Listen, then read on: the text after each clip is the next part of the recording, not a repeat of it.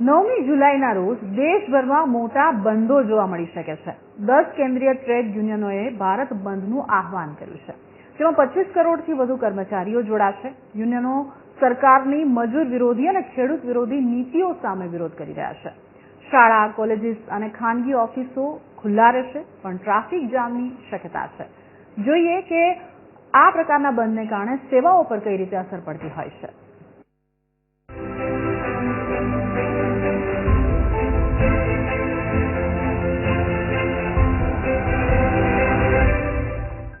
આ હડતાળને કારણે પબ્લિક સેક્ટરની બેંકો અને વીમા કંપનીઓમાં કામકાજ પ્રભાવિત થશે। પોસ્ટ ઓફિસ અને કુરિયર સેવાઓ પણ ખોરવાઈ શકે છે। કોલ ઇન્ડિયા સહિત અન્ય જાહેર સાહસોમાં કોલસા ખનન અને ફેક્ટરીઓમાં કામકાજ ઠપ રહી શકે છે। જો કે શેર બજાર અને શરાફા માર્કેટ ખુલ્લા રહેશે। સરકારી બસ અને ટેક્સી સેવાઓ પ્રભાવિત થશે, પણ ખાનગી વાહનો ચાલતા રહેશે। રેલવેમાં ઔપચારિક હડતાળ નથી, પણ કેટલાક વિસ્તારોમાં પ્રદર્શનથી લોકલ ટ્રેન પ્રભાવિત થઈ શકે છે। હડતાળના કારણો: શ્રમ સુધારાનો વિરોધ, ખાનગીકરણ સામે રોષ, 26,000 લઘુત્તમ મજૂરી। યુનિયનોના વિરોધનું મુખ્ય કારણ સરકારના 4 નવા લેબર કોડ છે, જે મજૂરોના અધિકારોને નબળા પાડે છે।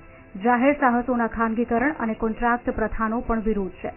ખેડૂતોના એમએસપી ગેરંટી જેવા મુદ્દાઓ પણ સામેલ છે।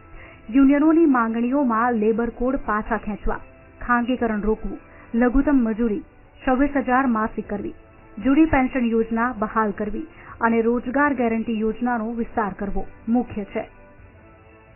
9 જુલાઈએ ભારત બંધના એલાનથી સરકારની નીતિઓ સામે 25 કરોડથી વધુ કર્મચારીઓ અને ખેડૂતો વિરોધ કરશે। હવે જોવું રહેશે કે આ હડતાળ કેટલી અસરકારક રહેશે। Bureau report, TV13 Gujarati.